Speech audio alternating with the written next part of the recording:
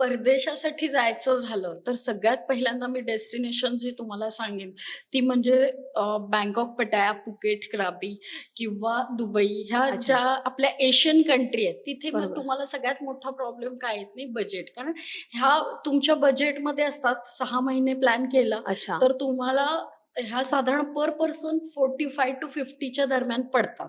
Plus okay. ह्याच्यामध्ये जर तुम्ही बँकॉक, पटाया, फुकेट, क्राबी या थायलंडच्या ह्याच्यात गेलात किंवा नेपाळ म्हणा, भूटान, तर तुम्हाला व्हिसाची गरज पडत नाही. ओके. व्हिसा लागत नाही. तुमच्याकडे ओन्ली पासपोर्ट असेल तरी पण काम होतं. ठीक ओके. आहे. त्यामुळे थोडंसं ज्यावेळेस आपण सुरुवात करतो, त्यावेळेस आपण फुकेट, क्राबी घेतलं, बँकॉक, पटाया घेतलं, नेपाळ घेतलं, भूटान घेतलं, तर ही सुरुवात जी होती ती तुमची कमी किंमतमधून होते. मग तुम्ही हळू-हळू दुबई प्लॅन करू शकता. दुबई जर बरं. आमची वर्षातून आमच्या 12 ट्रिप दुबईला जातात.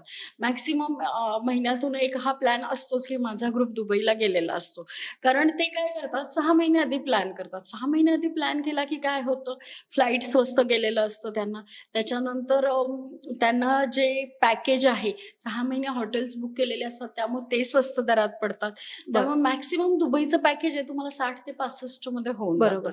फक्त की नाही काय करायचं, जर तुम्ही बघताय, की मला जायचंय पण आणि मला बजेट पण बघायचंय माझं. मला 4 लोकांना घेऊन जायचंय, तर मला 60,000 जरी असले तरी 2,40,000 झाले ना.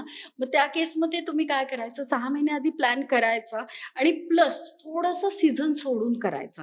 जसं अच्छा. आता डिसेंबर, जानेवारी सीझन आहे, ह्याच्यामध्ये कोणीच काही करू शकत नाही कारण फ्लाइट वाढलेल्या असतात, हॉटेल्स बरोबर. महाग असतात. तर तुम्ही मिराकल गार्डन म्हणा किंवा ग्लोबल व्हिलेज म्हणा, ह्या सगळ्या गोष्टी मार्चमध्ये बंद होतात. बरं. सप्टेंबरमध्ये ओपन होतात, मार्चमध्ये बंद होतात. तर त्या केसमध्ये तुम्ही मॅम असं करू शकता, की तुम्ही फेब्रुवारीचं पॅकेज घ्यायचं, मार्चचं ओके. घ्यायचं.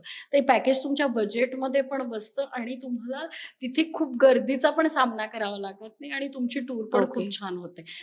म्हणजे सगळ्यात महत्त्वाची गोष्ट काय असते, तुमची ट्रिप सुंदर होणं बरोबर. आणि तुमची बजेटमध्ये होणं. ह्या दोन्ही गोष्टी महत्त्वाच्या बरोबर. असतात आणि या दोन्ही गोष्टीचा प्लॅन केला तर थोडंसं सीझनमध्ये न निघता सीझन थोडासा संपत आला की जायचं, सुरू आला की जायचं. म्हणजे तुमचं थोडंसं बजेट व्यवस्थित मॅनेज होतं ओके. आणि फॉरेन टूर तुम्ही व्यवस्थितरित्या पूर्ण करू बरोबर. शकता.